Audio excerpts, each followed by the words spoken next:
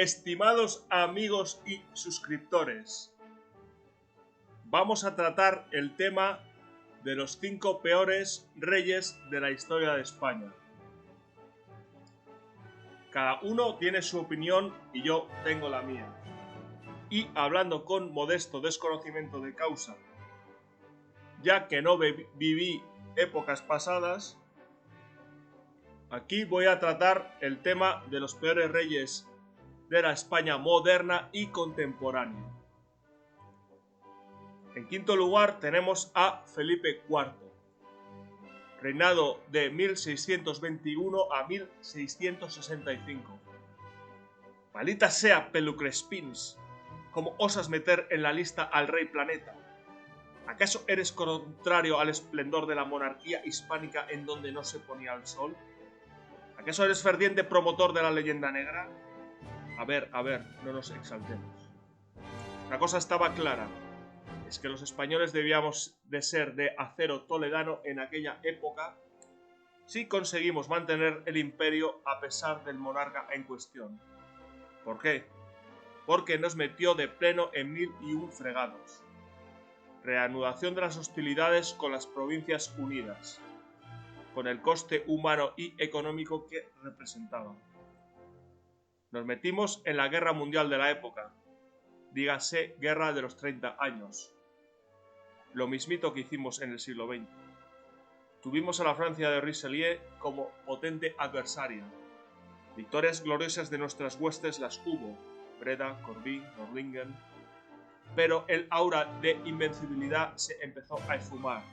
Rocroi, las dunas.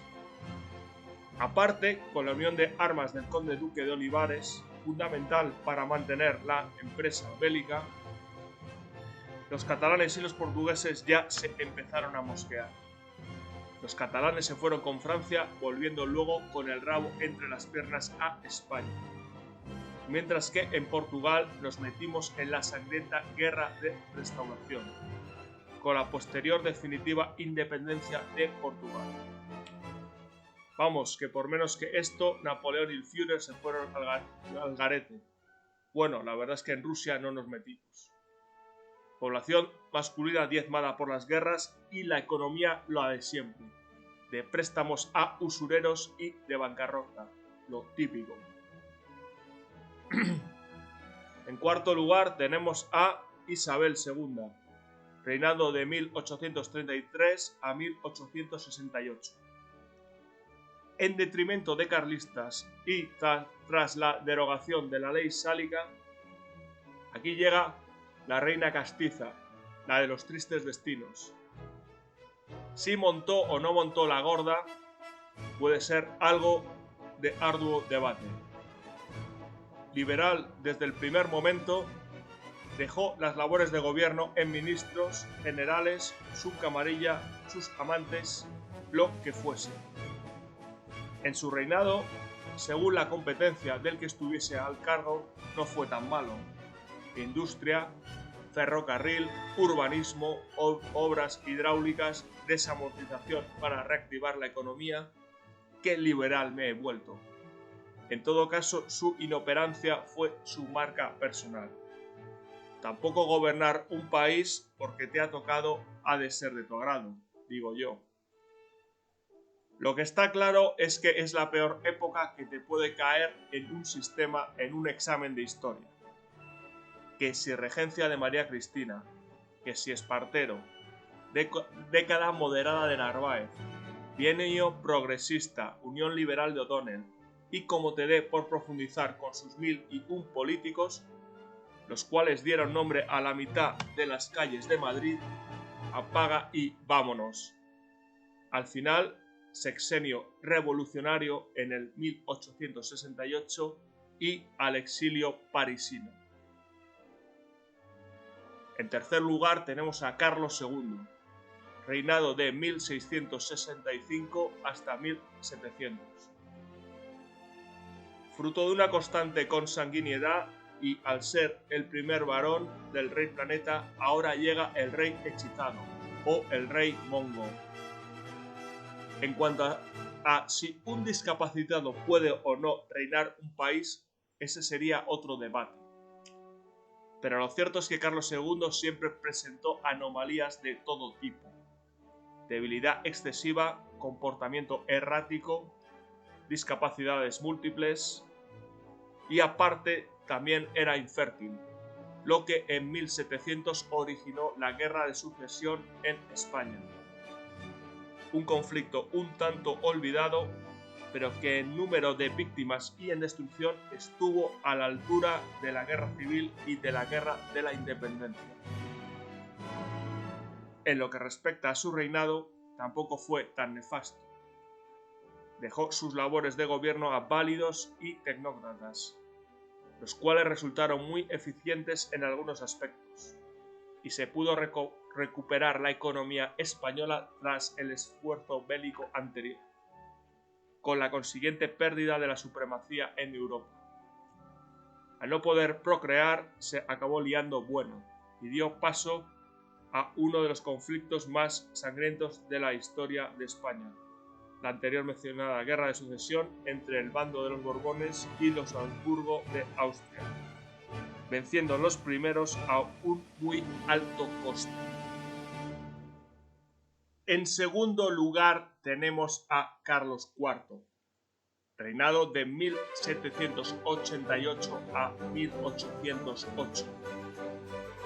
Mal tipo, lo que se dice mal tipo no parece que fuera, pero un tanto inoperante como gobernador sí. El llamado rey cazador posiblemente estuviese más interesado en las monterías, en la buena vida, la comida, las fiestas, sus palacetes, el campo, que en lo que era gobernar propiamente. A ver, tampoco sería justo juzgarle por ello. Tampoco él eligió tener que gobernar un país. De hecho, el rey de la época de Goya dejó las labores de gobierno a sus válidos, dígase Florida Blanca o dígase Godoy. Si bien el primero resultó más eficiente, evitando toda propaganda revolucionaria de nuestros vecinos del norte, el segundo, Godoy, el hombre que llegó a lo más alto desde la nada, fue más que discutible. Ilustrado y por ende admirador de Napoleón, nos metió al diablo en casa por medio del Tratado de Fontainebleau en 1807. Enemigo acérrimo de Inglaterra y de su aliado Portugal, nos metió a las traicioneras tropas napoleónicas y en la península se quedaron, dando guerra, expoliando, represaliando y violando, hasta que el heroico pueblo español pudo echarles a palos. Mientras tanto, el comodón de Carlos IV de Agustito, por Bayona, con la buena vida por bandera, y la corrupción de Godoy y compañía se dio por sobreentendido. En primer lugar, tenemos a Fernando VII, reinado de 1814 a 1833. Si bien su padre Carlos IV era incompetente, pero bonachón, este de bueno no tenía ni un pelo. De primeras ya conspiró contra su padre para hacerse con el poder de la nación, no prestando excesiva atención al cuarto mandamiento. Su relación con Napoleón fue toda una incógnita. La cuestión es que durante la Guerra de la Independencia tampoco se dignó a pisar la península, en manos de Pepe Botella y las tropas napoleónicas. Finaliza la terrible guerra y el pueblo le aclama como el deseado, instaurando el antiguo régimen y aboliendo los derechos y libertades de la Constitución de Cádiz. Se monta un pronunciamiento militar liberal, el de Riego.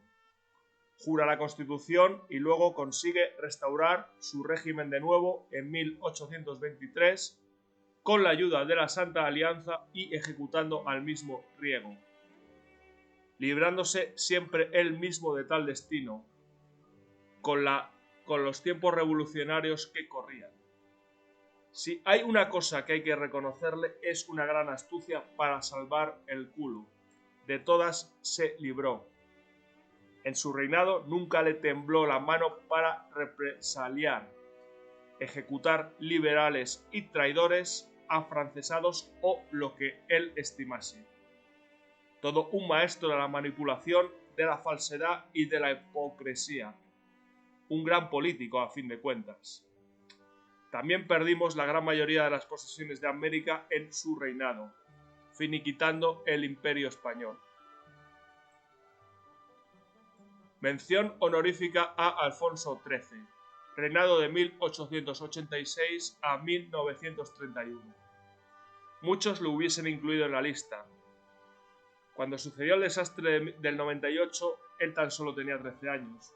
Además, los yanquis ya eran ciento y la madre e iban armados hasta los dientes. Su reinado, glorioso, lo que se dice glorioso, no lo fue. También hay que añadir los desastres de Anual, la Semana Trágica y el Barranco del Lobo. La verdad es que España ya estaba desapareciendo de la esfera internacional definitivamente. Olvidemos la estúpida política. No cabe duda de que este monarca fue un golfo de primer orden. El fiestero de la Belle Époque, mujeriego, pícaro, adicto al porno. A ver qué era eso. Pero luego muy cristiano y de purgar sus pecados cuando había que hacerlo, como buen español de orden. También fue el pionero en lo de irse paseando por los pueblos de España, siendo aclamado por el pueblo y dando la mano a diestro y siniestro. Cuando el terror rojo anarquista iba en aumento, dejó el gobierno en manos de la dictadura de Primo de Rivera, retrasando la guerra civil 10 años. Y luego al exilio y Segunda República en 1931. Y él tan contento por Europa, de fiesta, lujo y picos pardos.